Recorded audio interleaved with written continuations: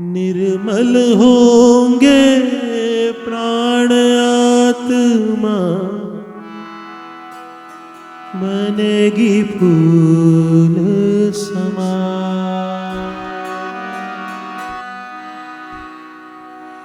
साईं नाम की बहती गंगा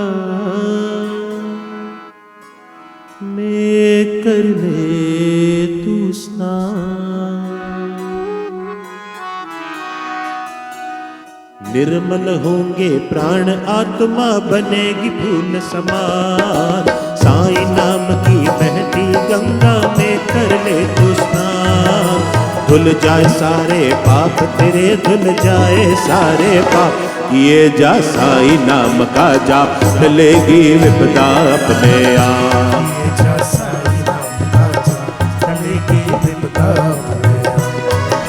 साईं नाम के चोले पर हो साईं नाम की छाप। किए जा साईं नाम का जाप, टलेगी विपदा अपने आप। किए जा साईं नाम का जाप, टलेगी विपदा अपने आप।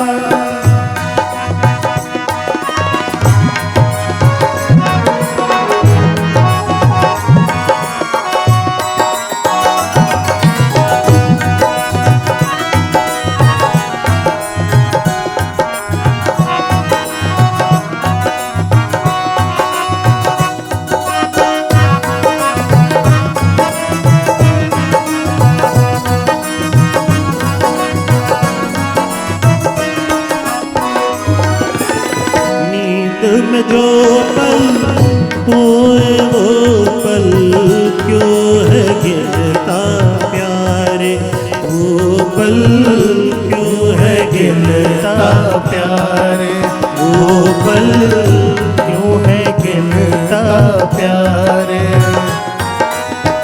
अब भी कर ले साईं भजन तो हो जाएगा रे न्यारे, तेरे हो जाएगा तुम्हारे। नींद में जो पल खोए वो पल काहे को है गिनता। अब भी कर ले साईं भजन तो मिट जाए हर चिंता। धुल जाए सारे पाप तेरे, धुल जाए सारे पाप। किए जा साईं नाम का जाप, टलेगी विपदा अपने आप। किए जा साईं नाम का जाप, टलेगी विपदा अपने आप।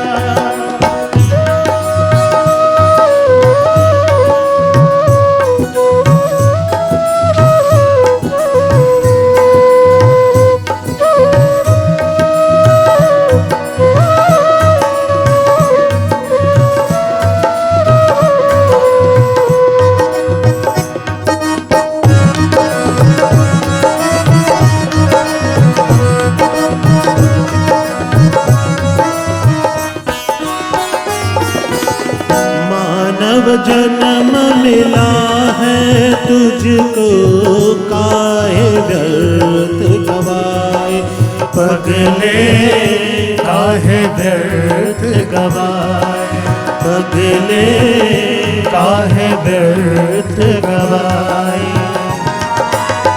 कोई न जाने प्राण पखेरु कौन घड़ी उड़ जाए पखेरु, कौन घड़ी उड़ जाए।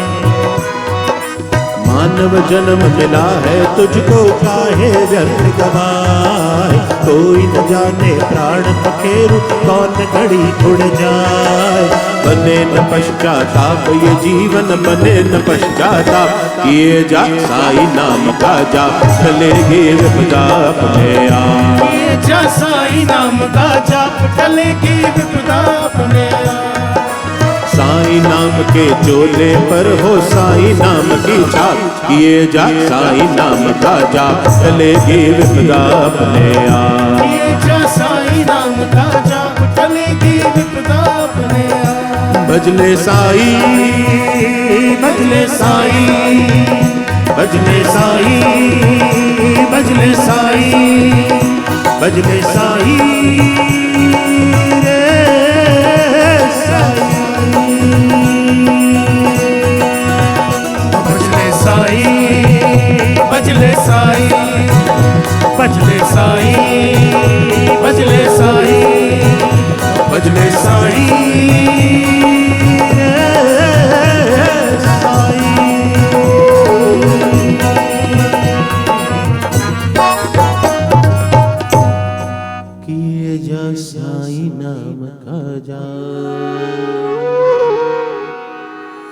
टलेगी विपदा अपने आप।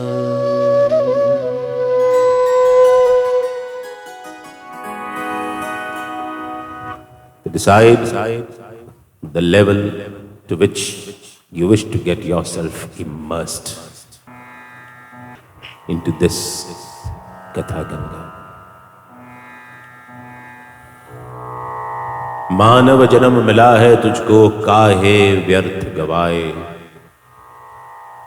कोई न जाने प्राण पखेरु, कौन घड़ी उड़ जाए। आप में से कोई ऐसा है जो शर्तिया ये कह सके कि मैं इतने दिन और जीने वाला हूं या वाली हूं? कोई नहीं कह सकता।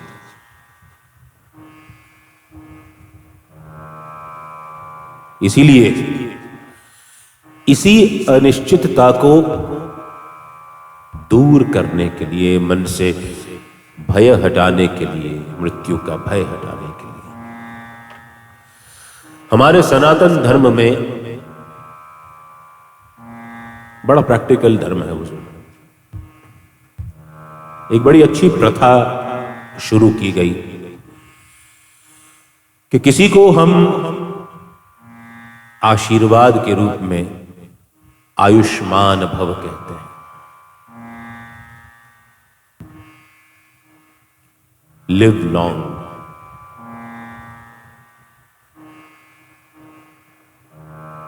ये जो ग्रंथ मेरे सामने रखा हुआ है, इसके रचयिता श्री अन्ना साहब Dabholkar,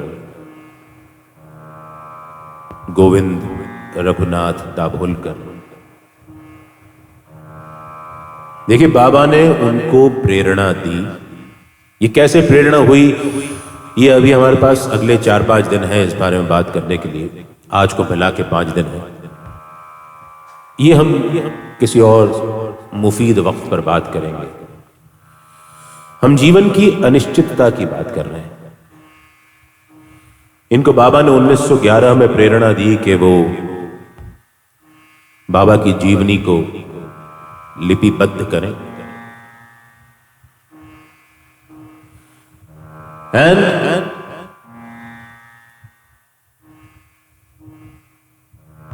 he very categorically mentions in this Satcharitra, Shri Sai Satcharitra, which contains 9,308 verses, 9,308 ओवियां इसके अंदर हैं। और इस ग्रंथ की खूबी यह है कि यह ग्रंथ गेय है, गाया जा सकता है। पूरा का पूरा मीटर में लिखा हुआ है। जो लोग संगीत की थोड़ी बहुत समझ रखते हैं उनको पता होगा कि मीटर क्या होता है। एक ही लय में आप इसके तमाम ओवियों को बोलते जा सकते हैं। ये ग्रंथ संपूर्ण हो उससे पहले श्री दाभोलकर एक अध्याय अधूरा छोड़ करके स्वर्ग सिधार गए। अब हम ये कह सकते हैं कि हम साईं बाबा की पूजा क्यों करें, उसको क्यों माने, जब उनकी कृपा से, उनकी आज्ञा से, उनकी प्रेरणा से ये ग्रंथ लिखने वाला ही इस ग्रंथ को कंप्लीट ना कर पाया। हमारे मन में प्रश्न उठते हैं कि क्या साईं बाबा वाकई में इतने चमत्कारी पुरुष हैं, बुद्ध पुरुष हैं, युग पुरुष हैं कि जिनके पास जाकर के सबकी दुख तकलीफें दूर हो जाती हैं? क्या शिरडी वाला साईं सबके साथ हमेशा चमत्कार करता है? क्या उनके दर पे जाने वाला कभी कोई दुखी नहीं रहता? Does Sai fulfill or grants all the wishes of everybody who goes to his temple, sanctum sanctorum, and places his or her head at the feet of the samadhi in which the body of Sri Sai Baba is enshrined? क्या ऐसा होता है? To this, there's a very phenomenal anecdote which has been enumerated in this pious book. Damu Anna Kasar, he was a businessman by profession. वो एक दिन शिरडी बाबा के पास गए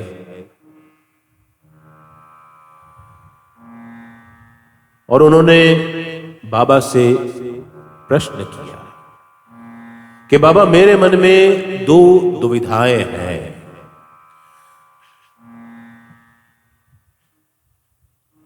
I am in a fix. I've got two questions to ask you. Does everybody who comes to Shirdi gets benefited? क्या वो हर भक्त जो शिरडी आता है उसके सारे दुख दूर हो जाते हैं? अब बाबा ने कहा दूसरी। अन्ना साहब, दामू अन्ना कासार कहते हैं, आप भी तो हाड़ मांस के हैं, आपकी देह भी तो नश्वर है। जब आप नहीं रहेंगे तो मेरा ख्याल कौन रखेगा? When you're gone, who will take care of me? देखिए, बाबा ने कितनी सुंदर तरीके से उनकी इस दुविधा को दूर किया। बाबा held his hand, Damu Anna Kasar's hand, and took him on a stroll with him. They walked a bit, and then there was this huge mango tree which was laden with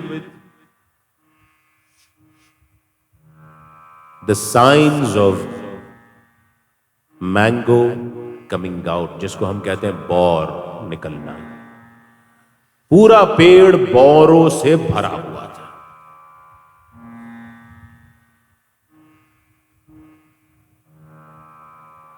बाबा ने कहा, दामू, इस पेड़ को देख,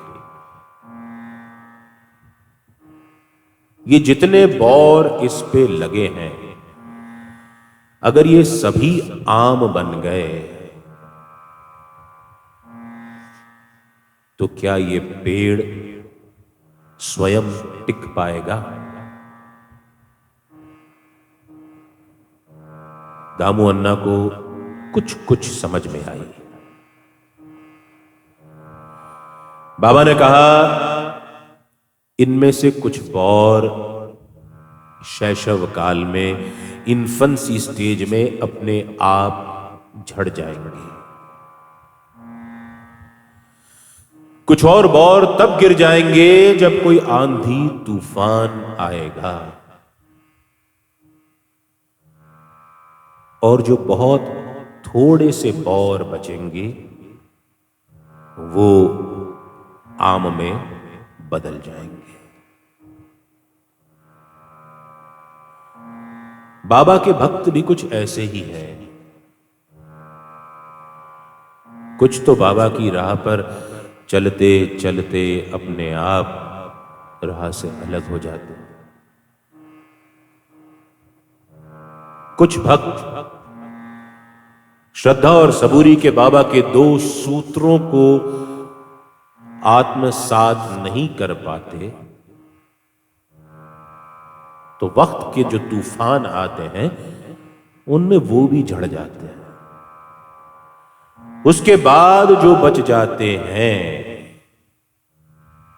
वो सही मायनों में साईं की शरण में आकर के सुख पाते हैं।